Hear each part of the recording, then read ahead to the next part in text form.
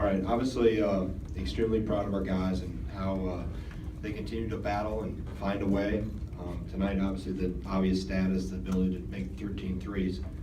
But to be able to adjust to some things and get better defensively for the most part as the game went on, I thought was key, even though we couldn't shut the door when we were up 10 or 12. For them to be able to keep finding ways, and it comes from different people in different fashions. Obviously with Jordan Hill, his boost of threes off the bench, and Vito, with how he played after coming back after not starting and now be back in the lineup. So just proud of the guys of how they battled and continue to work, and how they've grown together as a team. I think that's been the biggest thing that I see from the inside is, a lot is made of the X's and O's and the bench going a little deeper, and but this group chemistry and cohesiveness, as you've heard me say before, has grown immensely over the last 7 or 8 weeks. With that, I'll take your questions. Jeff, Greg Thad said that their #1 defensive priority was to try to really bring help down low, but they just didn't get out quick enough to the three-point shooters. Did you anticipate that would be their game plan going in? Did that contribute to the ability to hit those threes tonight? Yeah, I think anytime, obviously if you have watched us over the last 3 or 4 games, we've emphasized touching the post. We've gotten the free throw line a lot. But the other thing I thought, from our standpoint, knowing that there was going to be a shot blocker around the rim a lot, whether it be Thompson or Giddens, that we were going to have some kick-out opportunities if they were going to collapse that much. I thought for the most part the threes we did take were pretty good ones. There was a few that I think we would like to have back, but I told them at halftime we're taking too many threes. We need to get the free throw line more, and obviously we didn't take as many in the second half, but the ones we hit were big and very timely, and then we were able to get to the bonus quicker in the second half, and obviously play at the line down the stretch. Back. You said before that sometimes you say to get Nigel the ball and get out of the way. They made a few comebacks and you were able to hold them off, and it seemed like a few times it was get Nigel the ball and get out of the way. Would you agree? Well, that's just how it kind of played into itself. We every time out, we had a couple specials called here and there, but for the most part, we just played through straight swing, and he found his way there. And he's very good at finding spots, and I thought he did a pretty good job of finding guys too. He found Vito once on a rim run. He was able to stay with the play and got to the free throw line, but he can make a lot of things happen from there. To be able to put the ball in one of your better players' hands that close to the basket obviously puts pressure on the defense just from himself, but also his vision and his unselfishness to be able to find people.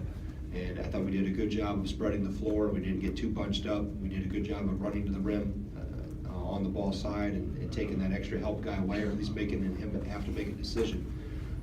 So from that standpoint, it may have looked like getting Nigel the ball, but that was just within the flow of what we do offensively. So, back. Speaking of Nigel, Greg, going into half, he only had 3 points. What message did you give him at half, and what started everything that happened to him in the second half? You're 1 for 7, and you haven't taken a shot inside 17 feet. That's all I said. And he goes, "Got you, coach." And the whole message to the whole team was just, we need to touch the post more. We need to get the free throw line. If the threes are there, great. But I didn't like shooting 18 threes in a half, because I know sometimes they can dry up. And our forte, or how this team has kind of grown, it's from the inside out. And to be able to knock down threes is great, because there's times when you're going to need that. But also there's times when you're not going to be able to go 13 for 27, and we have to be sure that we stay true to who we are. Jeff, I don't know if you would agree with this, but ever since Vito had the situation with the upper body thing, I don't know if he can do as much physically. Is he playing more under control in the last couple of games and not trying to do too much, in part because physically he's not right? I think at times you can have injuries will slow people down and get them to play a little bit more within themselves. Obviously, you didn't see when I took him out in the first half. My message to him there was it wasn't anything to do with playing under control there.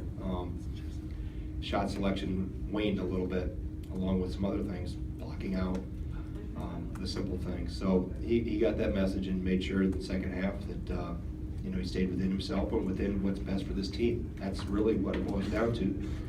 step back and look at it. It's not what's best for you, what's best for this team. And they're growing in the right direction. He's one that's taking steps forward. Tom? Greg, I know the postseason's a long way off, but what does it mean to be able to beat teams like this and a couple of the other teams you beat that are ahead of you in the standings and maybe in the eyes of the NCAA tournament? Well, it's way too early because we've got a long, long ways to go. And all we ever approach it in any year, we've never worried about what could happen down the road. It's always about what's next. Tonight's victory is nice because our team came together and we found a different way to win. It's also nice because you're playing against a program that is very well established with Coach Mata, who I've known for a long time. So from that standpoint, you know you're playing against a very good program, a very well coached team, and whatever happens down the road, we'll deal with that when we get to that point. But we've got a long ways to go before we ever get into that mindset. This team has so many things that we can get better at on both ends of the floor. You know, we're not anywhere near where we can be. You know, we've got a lot of ground to make up, and we're closing fast. But like I said, there's so many things that I pick out. I already know, not for me, not even have to watch the film of things we've got to improve upon immediately. We're on the right. Jaquan Lyle for them had a triple-double 5 games ago, and since then he's been off and he's lost his starting spot. I wondered when you prepared for Ohio State, which Jaquan Lyle you prepared for?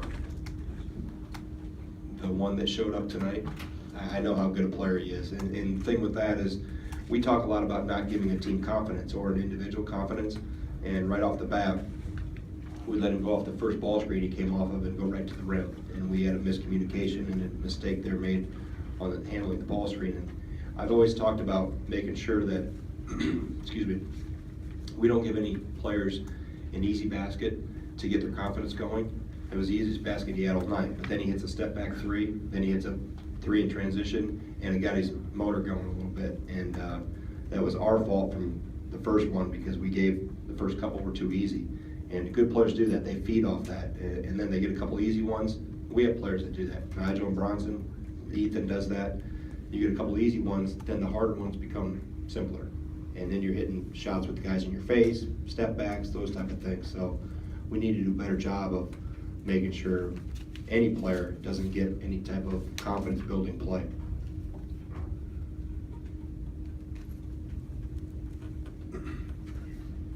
Sure. Greg, Nigel was pretty hard on himself last month when you guys were struggling, and I've been wondering how you think he's handled himself since then, and especially how he's developed these last 5 games. Well, he's had a lot to adjust to. You know, what walked out of the program last year with those 5 guys and how much experience that was. So his role not only changed on the court in terms of stepping up the ladder to become one of the marquee guys, but also the biggest change for him was in the locker room. And Bronson went through the same thing, or is going through the same thing. And something that we talked about back in August, that will be as big or a bigger challenge than anything you see on the floor of how you lead in the locker room. And I think that's one thing Nigel, along with Bronson, Zach to some extent, are learning and growing and developing in that leadership ability.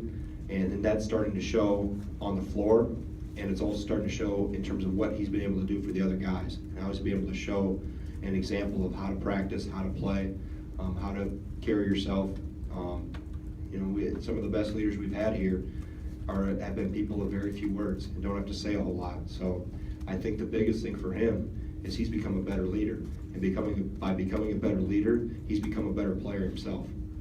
So that's neat to see, and that's why you do this, and it's really at the root of it. You want to see kids grow and develop, and he's definitely stepping in the right direction. Greg, it's not like you're going to hit 13 threes every night, but do you think the way teams are playing you now, doing this was important just to kind of put that out there and prove that you guys can shoot from the perimeter that way? I've always thought we had some pretty decent shooters, and I'm not sure if we're a off the run catch and shoot team. But I thought watching them in practice, the guys that have made threes, I don't think there was any surprises with guys that made threes tonight. You'd like to try to rely on it just because they can dry up and you can be cold from there, and then what do you fall back on? So I think from that standpoint, it's good that we're able to knock some down, and know that if we do have open looks, and some of them were because the post was doubled or we got a lot of help. Other times it was ball remove, ball reversal, drive and kick, make a play out of the post, and they turn their head, and we're getting better at spotting up and finding gaps away from the ball, and making ourselves available, not just standing and watching the player in the post play one-on-one. So hopefully, as we evolve as a team offensively, that can become a bigger part of what we do, but also something we don't want to have to live and die with. Anything else for Coach? All right, thank you.